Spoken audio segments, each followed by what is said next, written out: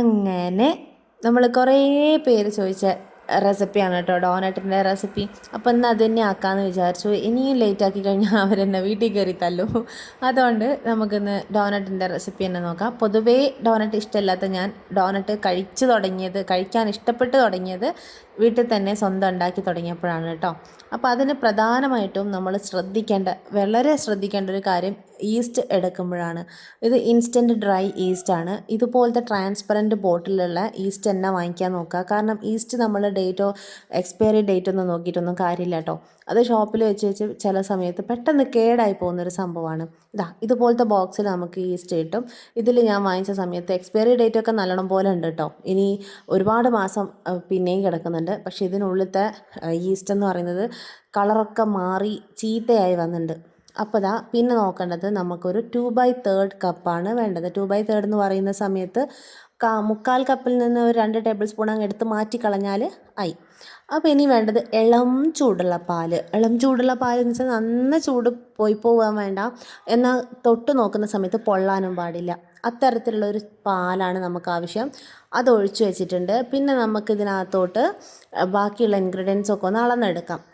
15 മില്ലിയാണ് ഒരു table spoon. അപ്പോൾ നമുക്ക് 30 ഗ്രാമാണ് പഞ്ചസാര വേണ്ടത്.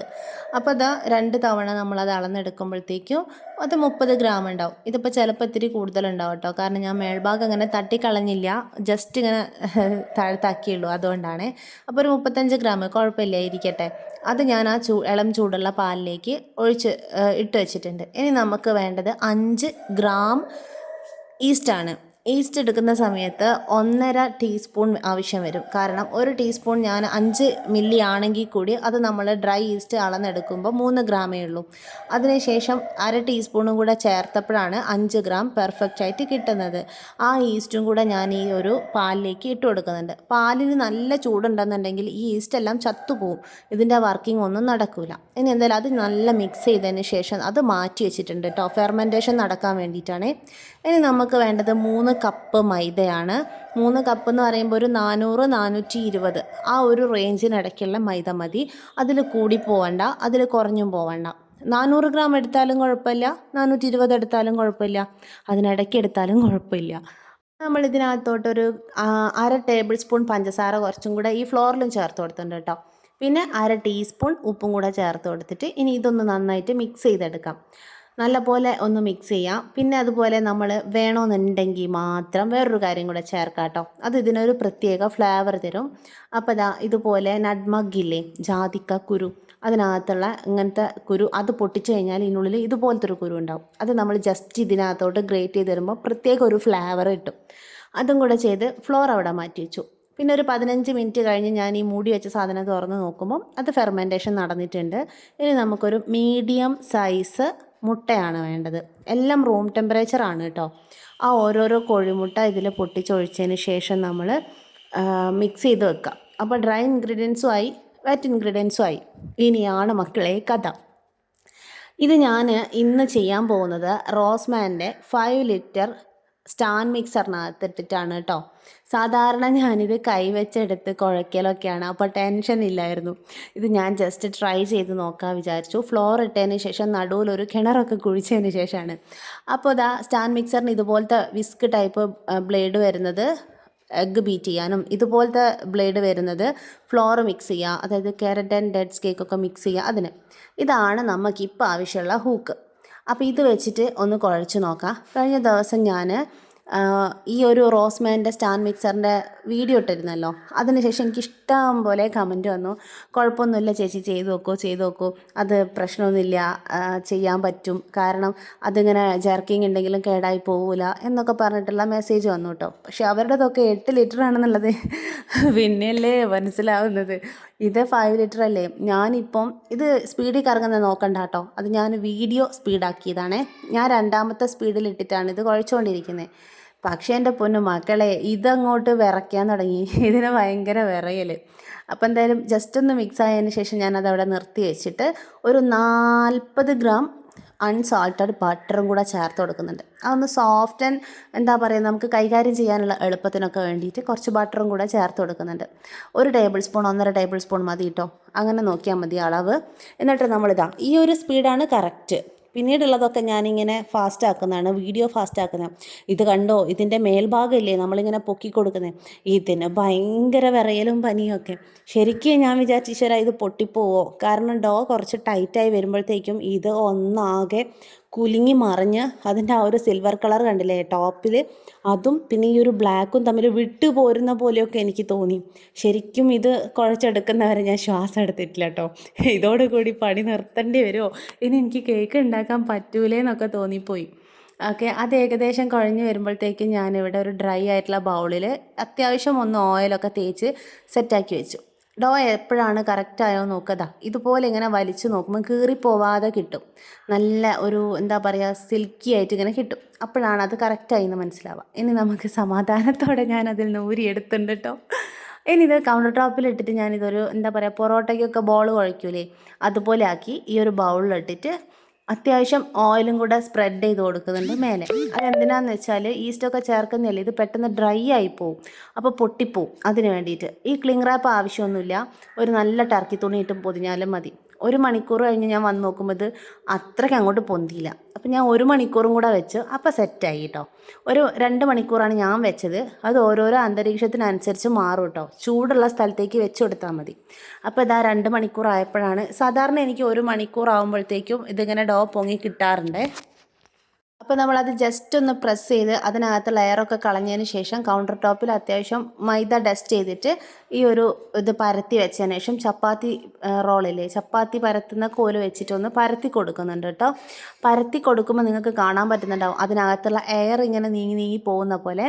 അപ്പോൾ അത് അത്യാവശ്യം കനത്തിൽ തന്നെ, ചപ്പാത്തീൻ്റെ ആ ഒരു തിക്നെസ്സിലല്ല, അത്യാവശ്യം നല്ലൊരു കനത്തിൽ തന്നെ നമ്മളത് പരത്തിയെടുക്കണം. ഒന്നുകിൽ ഇതുപോലത്തെ കുക്കീസ് കട്ടർ എടുക്കുക, അല്ലാന്നുണ്ടെങ്കിൽ നിങ്ങളുടെ അടുത്തുള്ള എന്തെങ്കിലും ഒരു മൂടിയോ പാത്രമോ എന്തെങ്കിലും വെച്ചിട്ട് നമുക്ക് ഇതുപോലെ കട്ട് ചെയ്തെടുക്കാം. കട്ട് ചെയ്യുന്നില്ലെങ്കിൽ നിങ്ങൾക്ക് ഇത് ഈക്വൽ പാർട്ടായിട്ട് ഡിവൈഡ് ചെയ്തതിന് ശേഷം കയ്യിൽ വെച്ച് പൊറോട്ട ബോൾസ് മാതിരി ഇങ്ങനെ ഉരുട്ടിയെടുത്തിട്ട് ജസ്റ്റ് വിരൽ വെച്ച് ഇങ്ങനെ പ്രസ് ചെയ്ത് കൊടുത്ത് ഇതുപോലത്തെ ഷേപ്പ് ആക്കാം. എന്തായാലും കുഴപ്പമില്ല, ഈ ഒരു വട്ടത്തിലുള്ള കുഞ്ഞി കുഞ്ഞി ബോൾസ് നമുക്ക് കിട്ടണം, അതാണ് ഉദ്ദേശം. അതുപോലെ പിന്നീട് ഈ ഒരു ബാക്കി വരുന്നത് വീണ്ടും ഞാനൊന്ന് ജസ്റ്റ് കുഴയ്ക്കുന്നുള്ളൂ, ഒരുപാട് അങ്ങോട്ടിട്ട് കുഴയ്ക്കുന്നില്ലേ. അതെല്ലാം കുഴച്ച് വീണ്ടും ചപ്പാത്തി റോൾ വെച്ചിട്ട് ഇതുപോലെ പരത്തിയെടുത്തതിന് ശേഷം കുക്കീസ് കട്ടർ വെച്ച് കട്ട് ചെയ്തെടുത്ത് വെക്കുകയാണ് ചെയ്യുന്നത്. ഇതൊക്കെ ചെയ്തിട്ട് നമുക്ക് ഒരു 10 മിനിറ്റും കൂടെ ഇതിനെ റെസ്റ്റ് ചെയ്യാൻ വിടാം. അപ്പോൾ ഈ ഒരു ഷേപ്പ് തന്നെ ഒന്നും കൂടെ പൊന്തി വരും കേട്ടോ, അതിന് വേണ്ടിയിട്ടാണ്. അപ്പോൾ ഇതാ ബാക്കിയുള്ളതൊക്കെ പിന്നെ നമ്മളെ ഇഷ്ടത്തിനുള്ള ഷേപ്പുകളാണ്. പിന്നെ ഡോനറ്റ് നമുക്ക് വലിയ ഷേപ്പിലും ചെറുതായിട്ടും ഒക്കെ ഉണ്ടാക്കാം. ഡോനറ്റ് കട്ടർ വാങ്ങിക്കാൻ കിട്ടും കേട്ടോ. ഇനി നമുക്കിത് ഇങ്ങനെ മൂടിയിട്ടിട്ട് കുറച്ച് 10 മിനിറ്റ് റെസ്റ്റ് ചെയ്യാൻ വെച്ചു. ഇതാ 10 മിനിറ്റ് കഴിഞ്ഞപ്പോൾ വീണ്ടും അത് ആ ഇരുന്നിടത്ത് നിന്ന് ഒന്നും കൂടെ പൊന്തിയില്ലേ. ഇനി നമുക്ക് ഇതുപോലത്തെ നോസിലോ അല്ലെങ്കിൽ ഏതെങ്കിലും ഒരു കുപ്പീൻ്റെ മൂടിയോ എന്തെങ്കിലും ഒരു സാധനം വെച്ചിട്ട് നടുവിൽ ഹോൾ ഉണ്ടാക്കി കൊടുക്കണം. ഹോളില്ലാതെയും ഡോനറ്റ് ഉണ്ടാക്കാറുണ്ട് കേട്ടോ. ഓക്കെ, അപ്പോൾ ഇതാ ഇതുപോലെ ഞാനിപ്പോൾ ഒരു നോസിൽ വെച്ചിട്ടാണ്, നോസിലിൻ്റെ അതേ വലുപ്പത്തിലാണ് എടുക്കുന്നത്. ഈ ഒരു കട്ട് ചെയ്യുന്ന സമയത്ത് അതിൻ്റെ സെൻറ്റർ ഭാഗത്ത് നിന്ന് കിട്ടുന്നതാ ഈ ഒരു കുഞ്ഞു ബോളിലെ, ഇതാണ് ശരിക്കും ഇവിടുത്തെ മെയിൻ സ്റ്റാർ കേട്ടോ. ഇവിടെ ഏറ്റവും ഇഷ്ടം, എല്ലാവർക്കും കഴിക്കാൻ ഇഷ്ടമുള്ളൊരു സംഭവം അതാണ്. അതെങ്ങനെയാണ് സെർവ് ചെയ്യുന്നതെന്നുള്ളതും കൂടെ ഞാൻ ലാസ്റ്റ് കാണിച്ചു തരാം. അപ്പോൾ നമ്മൾ എല്ലാ ബോൾസിൻ്റെയും സെൻറ്റർ പാർട്ട് ഇങ്ങനെ ഹോളാക്കി കൊടുത്തിട്ടുണ്ട്. ഇനി അത് അവിടെ ഇരിക്കട്ടെ. ഞാനിപ്പോൾ തൽക്കാലം നടുക്കുഴിയുള്ള ഇരുമ്പിൻ്റെ ചീനച്ചട്ടിയാണ് എടുത്ത് വെച്ചിട്ടുള്ളത്. നിങ്ങൾക്ക് ഫ്രൈ പാൻ എടുക്കാം, ഏത് വേണമെങ്കിലും എടുക്കാം. പരന്ന പാത്രം എടുത്തിട്ട് അത്യാവശ്യം നല്ല എണ്ണ വേണ്ടി വരും. അപ്പോൾ ഞാൻ ഓയിൽ ലാഭിക്കാൻ വേണ്ടിയിട്ടാണ് ഇതുപോലെ കുഴിയുള്ള പാത്രത്തിലെടുത്തത്. അപ്പോൾ ചൂടായോ എന്നറിയാൻ വേണ്ടി നമുക്കൊരു ബോൾ ഇങ്ങനെ ഇട്ട് നോക്കാം. അപ്പോൾ അത് സെറ്റായി, ചൂടായിട്ടുണ്ട്. പിന്നെ ഇത് ഞാൻ എപ്പോഴും ഫ്രൈ ചെയ്തെടുക്കുന്നത് ലോ ഫ്ലെയിമിലിട്ടിട്ടാണ്. അപ്പോൾ പ്രത്യേകിച്ച് ഇരുമ്പിൻ്റെ ചീനച്ചട്ടി ആവുന്ന സമയത്ത് നമുക്ക് ഒരിക്കൽ ചൂട് പിടിച്ച് കഴിഞ്ഞാൽ പിന്നെ അതിൽ എപ്പോഴും ചൂട് ഇങ്ങനെ നിൽക്കുന്ന പോലെ തന്നെയാണല്ലോ. അതുകൊണ്ട് എനിക്ക് കൂടുതൽ ഉപകാരപ്പെടും. അപ്പം ഞാൻ അങ്ങനെയാണ് ചെയ്തെടുക്കുന്നത്. ഇനി നേരമില്ലാത്ത ആൾക്കാരൊക്കെ ആണെന്നുണ്ടെങ്കിലും എണ്ണ കുറച്ച് പോയാലും കുഴപ്പമില്ല, പരന്ന പാത്രത്തിൽ ഒരു 4 എണ്ണമൊക്കെ ഒരുമിച്ച് ഫ്രൈ ചെയ്തെടുക്കാം. ഞാൻ പക്ഷേ ഇങ്ങനെയാണ് സാധാരണ ചെയ്യുന്നത്. അപ്പോൾ എനിക്ക് വളരെ കുറച്ചാണ് ഓയിൽ ആവശ്യമായിട്ട് വരുന്നുള്ളൂ. അപ്പോൾ നമ്മളിത് എപ്പോഴും കുറഞ്ഞ ഫ്ലെയിമിലിട്ടിട്ടാണ്, എന്നാൽ എണ്ണയ്ക്ക് ചൂടും വേണം. അപ്പോൾ ഏറ്റവും കുറഞ്ഞ ചൂടിലിട്ടിട്ട് ഇതുപോലെ ഓരോന്നോരോന്നായിട്ട് ഇങ്ങനെ ഫ്രൈ ചെയ്ത് എടുക്കുകയാണ് ചെയ്യുന്നത്. ഒരു ഗോൾഡൻ കളറാവും. എണ്ണയിലിടുമ്പോഴും ഇതൊന്ന് പൊങ്ങി വന്ന ഒരു ഷേപ്പ് കിട്ടും. എന്നിട്ട് അത് തിരിച്ചും മറിച്ചും ഇട്ട് കൊടുത്തതിന് ശേഷമാണ് നമ്മളത് വാങ്ങി വെക്കുന്നത്. അത്യാവശ്യം നല്ലൊരു ബ്രൗൺ കളർ ആകുമ്പോൾ നമുക്കത് എണ്ണയിൽ നിന്ന് എടുത്ത് മാറ്റാം. അപ്പോൾ ഇതാ ഓരോന്നോരോന്നായിട്ട് നമ്മൾ ഇതുപോലെ ഇങ്ങനെ ഫ്രൈ ചെയ്തെടുത്ത് മാറ്റി വെക്കുന്നുണ്ട്. ഏകദേശം അതൊക്കെ സെറ്റായി വന്നു കേട്ടോ. ചിലതിനൊക്കെ ഷേപ്പിന് ചെറിയ വ്യത്യാസമൊക്കെ ഉണ്ട്. അത് എൻ്റെ ഒരു എന്താ പറയുക, അത് ഷേപ്പ് ആക്കുന്ന ആളുടെ കഴിവ് പോലെ ഇരിക്കും കേട്ടോ. അപ്പോൾ ഇതാ ഡോനറ്റൊക്കെ സെറ്റായി റെഡിയായി കിട്ടിയിട്ടുണ്ട്. ഇനി നമുക്ക് ഇത് ഇവിടെ കഴിഞ്ഞു. ശരിക്കും ഡോനറ്റ് എന്ന് പറയുന്നത് ഇവിടെ കഴിഞ്ഞു. ഇനി നിങ്ങൾക്ക് വേണമെന്നുണ്ടെങ്കിൽ ചോക്ലേറ്റ് ഗനാഷിലോ ചോക്ലേറ്റ് വെറുതെ ചോക്ലേറ്റ് മെൽറ്റ് ചെയ്തിട്ടോ അല്ലാന്നുണ്ടെങ്കിൽ പഞ്ചസാര പൊടിച്ചിട്ട് അതിലൊന്ന് ഡിപ്പ് ചെയ്തിട്ടോ എങ്ങനെ വേണമെങ്കിലും, ഒന്നും വേണ്ട ഇങ്ങനെ തന്നെ കഴിക്കാം കേട്ടോ. അപ്പോൾ ഇതാ ഇനി നമുക്ക് ജസ്റ്റ് ഇതാണ് ശരിക്കും നല്ല ഷേപ്പ് കേട്ടോ. നല്ലോണം സൈഡൊക്കെ റെഡി ആയിട്ട് കിട്ടുന്നുണ്ട്. പക്ഷേ എന്താ പറയുക, അതിൻ്റെ ഒരു കളറങ്ങൾ മാറിപ്പോയി. എപ്പോഴും ഞാൻ സെയിൽ ചെയ്യുമ്പം ഇതുപോലെ കുറേ ഉണ്ടാക്കിയിട്ട് ആരെങ്കിലുമൊക്കെ ഷേപ്പ്ലെസ് ആയിട്ടൊക്കെ പോയിണ്ടാവും. അപ്പോൾ നല്ല ഷേപ്പുള്ളതിനെ നോക്കിയിട്ടാണ് കേട്ടോ എടുക്കുക. അതാ കട്ട് ചെയ്യുമ്പോൾ നിങ്ങൾക്ക് കാണാൻ പറ്റുന്നില്ല എത്രത്തോളം സോഫ്റ്റാണ് അതിൻ്റെ നടുവിലുള്ളതെന്ന്. അതേപോലെ നമുക്ക് ഈ ഒരു 3 കപ്പ് മൈദ വെച്ചിട്ട് എനിക്ക് ഈ വലിപ്പത്തിലുള്ള 20 ഡോനറ്റാണ് കേട്ടോ കിട്ടിയത്.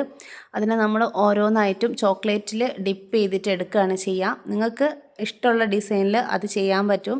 അപ്പോൾ വൈറ്റിൽ എന്താ പറയുക പകുതി വൈറ്റും ഡാർക്കും, അല്ലാന്നുണ്ടെങ്കിൽ നമ്മൾ സിക്സാക്ക് ലൈൻസൊക്കെ വരച്ചിട്ട് എങ്ങനെ വേണമെങ്കിലും ചെയ്യാം കേട്ടോ. എനിക്ക് പക്ഷേ ഇപ്പം ഇത് തന്നെ ഞാൻ ചെയ്യുന്നത് വളരെയധികം റിസ്ക് എടുത്തിട്ടാണ്. മോളുമായിട്ട് യുദ്ധം ചെയ്തുകൊണ്ടാണ് കേട്ടോ ഞാൻ ഈ ഒരു ഡോനറ്റ് ഇങ്ങനെ ചെയ്തുകൊണ്ടിരിക്കുന്നത്. അപ്പോൾ നമുക്കിഷ്ടമുള്ള രീതിക്കൊക്കെ ഡെക്കറേറ്റ് ചെയ്യാം. കുറേ ഷുഗർ ബോൾസൊക്കെ ഇട്ട് കൊടുത്തു. അതുപോലെ വൈറ്റ് ചോക്ലേറ്റിലും ഡിപ്പ് ചെയ്തു. അതിൻ്റെ മുകളിൽ ഡാർക്ക് ചോക്ലേറ്റ് കൊണ്ട് ലൈൻസൊക്കെ കൊടുത്തു. അത് ലൈൻസ് എല്ലാം കൊടുത്തത് മോളാണ് കേട്ടോ. ഇനി ഇതാ നമുക്കില്ലേ ഇതുപോലത്തെ ചെറിയ ചെറിയ ഡിസ്പോസിബിൾ പ്ലേറ്റുകൾ കിട്ടൂലേ, അങ്ങനത്തെ പ്ലേറ്റിൽ നമ്മൾ ഇതുപോലത്തെ ബോൾസുകൾ ഇട്ടിട്ട് അതിൻ്റെ മുകളിൽ ചോക്ലേറ്റ്, ബാക്കിയുള്ള എല്ലാ ചോക്ലേറ്റും ഇതിന് മുകളിൽ വയ്ക്കും. എന്നിട്ട് അതിന് മുകളിൽ ഇതുപോലത്തെ ചെറിയ ടൂത്ത് പീക്ക് ഉണ്ടാവില്ലേ, ഇതങ്ങോട്ട് കുത്തി വെക്കും. ശരിക്കും പറഞ്ഞാൽ ഇത് കഴിക്കാനാണ് എനിക്കും ബാക്കി ഇവിടെയുള്ള എല്ലാവർക്കും ഇഷ്ടം കേട്ടോ. നല്ല ടേസ്റ്റാണ്. കാരണം ഡോനറ്റ് കഴിക്കുന്നതിനേക്കാളും എന്തുകൊണ്ടോ ഇതിൻ്റെ ഒരു ക്യൂട്ട്നെസ് കൊണ്ടാണോ എന്നറിയില്ല, ഇതുപോലത്തെ പാത്രത്തിൽ കുറേ എണ്ണം ആക്കിയിട്ട് നമ്മൾ ടേബിൾ സെറ്റിലെല്ലാം സെർവ് ചെയ്യാറുണ്ട് കേട്ടോ. നമ്മൾ പിന്നെ എന്താ ടേബിളിൻ്റെ മുകളിൽ ഇതുപോലത്തെ കണ്ടെയ്നറിൽ ഈ ഒരു ഡിസ്പോസിബിൾ പ്ലേറ്റിൽ കുറേ എണ്ണം വെച്ച് കഴിഞ്ഞാൽ നല്ല രസം ഉണ്ടാവില്ലേ. അപ്പോൾ നമ്മൾ ഈ ഒരു കുഞ്ഞി ഡോനറ്റിൻ്റെ വീഡിയോ നിങ്ങൾക്ക് എന്തെല്ലാമാണ് ഡൗട്ടുള്ളത്, ഇനിയിപ്പം നന്നായോ ഇല്ലയോ എന്ന് ഞാൻ ചോദിക്കുന്നില്ല. ടേസ്റ്റ് വൈസ് അടിപൊളിയാണ്. ഷേപ്പൊന്നും നിങ്ങൾ നോക്കണ്ട കേട്ടോ. ഷേപ്പ് ആക്കുന്നവരുടെ കയ്യിലിരിപ്പ് പോലെ ഇരിക്കും. അതുകൊണ്ടാണ് നിങ്ങൾ ചെയ്യുമ്പോൾ അടിപൊളി ഷേപ്പിലൊക്കെ ആക്കിയിട്ട് എനിക്ക് ഫോട്ടോസൊക്കെ അയച്ചു തരണേ. അപ്പം ഈ ഒരു കുഞ്ഞി ഉണ്ട നിങ്ങൾ ചെയ്യാറുണ്ടായിരിക്കും, എന്നാലും ഞാൻ പറയാം, ഈ ഒരു കുഞ്ഞി ഉണ്ട മണികളൊക്കെ ഇതുപോലെ ചോക്ലേറ്റ് ഗനാഷിലൊക്കെ ആക്കിയിട്ട് കഴിച്ചു നോക്കും കേട്ടോ. അപ്പോൾ എല്ലാവരും കമൻറ്റ് ചെയ്യണം പ്ലീസ്. അതാണ് എനിക്ക് അടുത്ത വീഡിയോ ചെയ്യാനുള്ള ഒരു എന്താ പറയുക, ഭയങ്കര സന്തോഷമാണ് കമൻറ്റ് വായിക്കുമ്പം. അതുകൊണ്ടാണ് പറയുന്നത്. എപ്പോഴും നോക്കിയിരിക്കും നിങ്ങൾ കമൻറ്റ് ചെയ്തോ. ഒരു വലുപ്പത്തിലുള്ള ഡോനറ്റിന് ഞാൻ ഒരു പീസിന് 40 രൂപ വാങ്ങിക്കാറുണ്ട് കേട്ടോ. അതേപോലെ ഇതിൻ്റെ ചെറുതാവുന്ന സമയത്ത് 30 രൂപ, അങ്ങനെയാണ് റേറ്റ് ഇട്ടിരിക്കുന്നത്. ഓരോ നാട്ടിനെയും ഡിപ്പെൻഡ് ചെയ്തിട്ടായിരിക്കും റേറ്റും കാര്യങ്ങളൊക്കെ ഉണ്ടാവുക. അപ്പോൾ ബാക്കി കമൻറ്റിൽ കാണാം. ബായ്.